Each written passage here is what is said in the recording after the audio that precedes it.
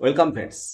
আপনি যদি ২৬ বিধানসভা নির্বাচনের একজন ভোট কর্মী হয়ে নির্বাচনের কাজে অংশগ্রহণ করেন, এবার একেবারে বিশাল এলাহি আয়োজন করছে নির্বাচন কমিশন, তেমনটাই জানতে পারলাম।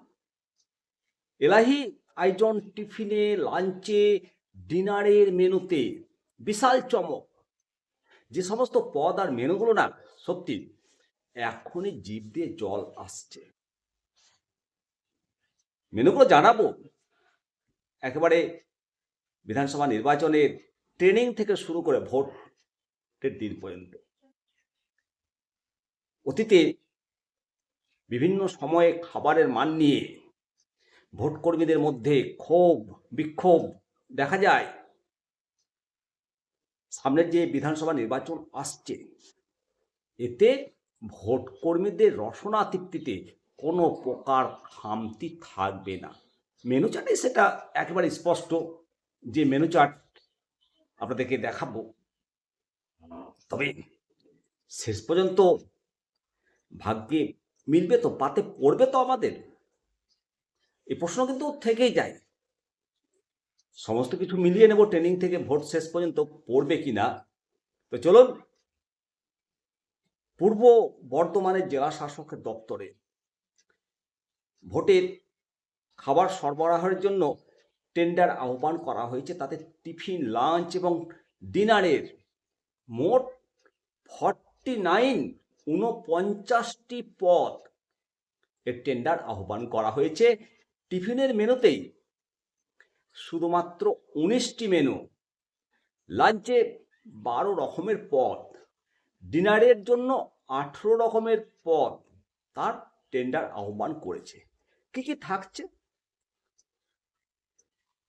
টিফিনে থাকছে চা, বিস্কুট, কেক, পেস্ট্রি, ছাড়াও কলা, ডিম, egg roll, chicken roll, chowmein, dosa, veg momo, non veg momo, দই বড়া, ধোকলা, সিঙ্গাড়া, ভেজ চপ, স্যান্ডউইচ ছড়াছড়ি।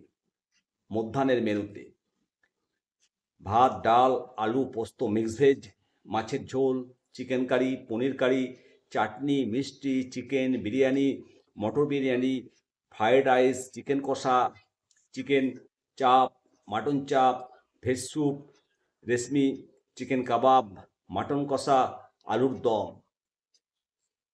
এবং এইসব পদের জন্য দরপত্র চাওয়া হয়েছে। আর ডিনারের মেনুটা একবার শুনুন। ডিনারে ফ্রায়েড রাইস, চিকেন কষা, paneer curry, chilli chicken, chicken biryani, mutton biryani, paneer biryani, রুটি, chicken chop, mutton chop, chilli chicken, pulao, shahi paneer, mushroom curry, fish finger, veg manchurian, butter chicken, tandoori roti, chicken তন্দুরির মতো একেবারে জিভে জল আনা পদ। আমি তো অন্তত এতগুলো পদ কখনো টেস্ট করিনি। অবশ্যই এবারে ভোটে সেই সৌভাগ্য হবে,